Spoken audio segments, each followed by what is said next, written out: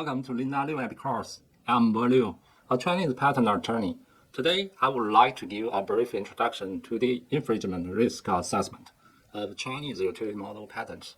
According to the relevant provisions of China patent law, the Chinese utility model patent, hereinafter referred to as the utility model patent, protects shape, structure, or combination thereof of a product. Utility model patent only goes through formal examination before grant, witnessing a large increase in number in recent years. According to relevant data from 2022 to 2024, the number of utility model patents granted each year exceeded 2 million, and the number of valid utility model patents has exceeded 11 million till now. Facing this vast database, the technology implementers had to pay more attention to assess the infringement risks of technologies that are about to be implemented, and to reasonably avoid them. The following are some suggestions concluded from our experience. The first aspect is FTO analysis. FTO analysis is an effective means to assess the infringement risk of utility model patents.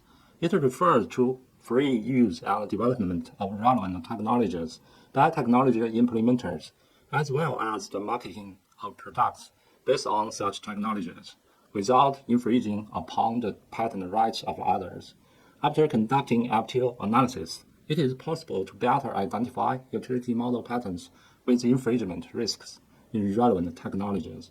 However, since utility model patents are granted after only formal examination, a considerable number of utility model patents has excessively broad protection scopes and unstable rights.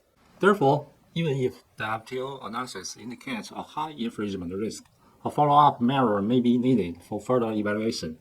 The second aspect is stability analysis, mainly referring to prior art searches and invalidity analysis. One of the follow-up measures is to conduct stability analysis on utility model patents. Specifically, for those with high infringement risk identified through FTO analysis, if prior art that can invalidate all the claims of these utility model patents is retrieved, or prior art that can only invalidate part of the claims of the utility model patent is retrieved, but the protection scope of the remaining valid claims does not cover the relevant technology, the infringement risk can be basically eliminated. Since the protection scope of many utility model patents is usually broad, such stability analysis can generally effectively eliminate a considerable number of utility model patents with infringement risks. During this process, the following two situations should be noted.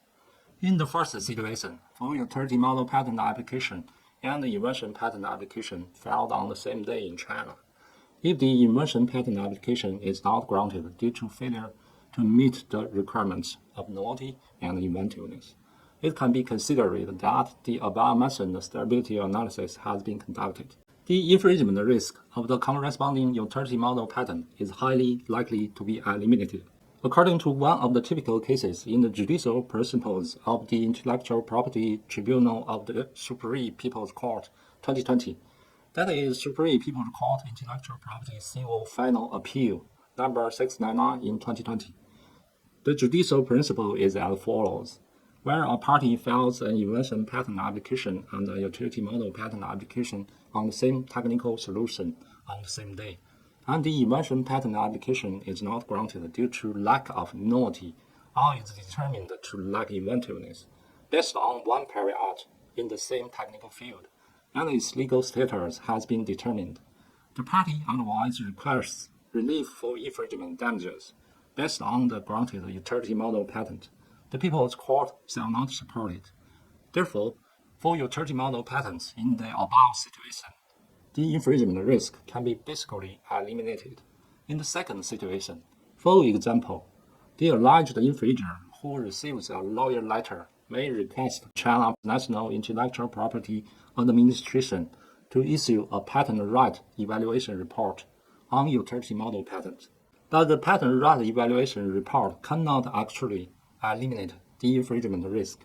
In the case of Supreme People's Court Civil Retrieval number 244 in 2024, judicial principle in a patent infringement dispute case, the patent right evaluation report may be used as one of the evidence in the trial of the case, but the validity of the patent involved shall still be determined based on the patent authorization text and the effective decision of the administrative department.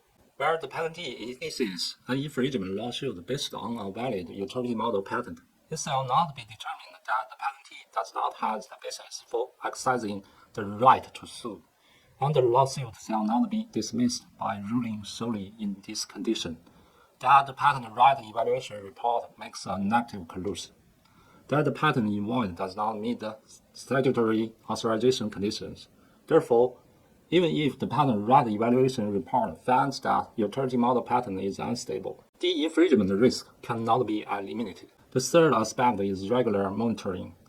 When the infringement risk is determined, these utility model patents need to be monitored regularly in the first place.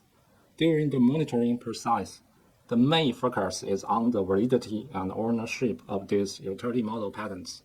Regarding validity, the term of a utility model patent is 10 years, and relevant data show that very few utility model patents remain valid for 10 years. Once these utility model patents are completely and irrecoverably invalidated, the infringement risks of these utility models can be eliminated. Regarding the ownership, if the owner of a utility model patent is an individual, such a utility model patent is highly likely to be a defensive patent.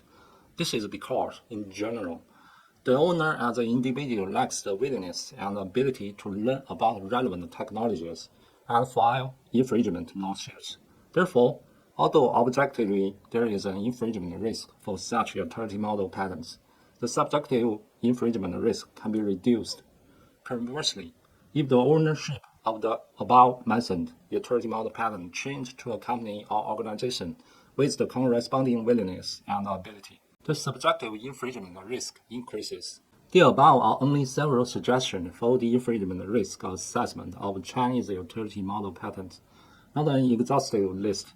Moreover, on the premise of improving the infringement risk assessment, it is more important that technology implementers should prepare sufficient infringement avoidance strategies based on such risk assessments, such as conducting technical avoidance designs in advance or preparing prior art defensive materials in advance.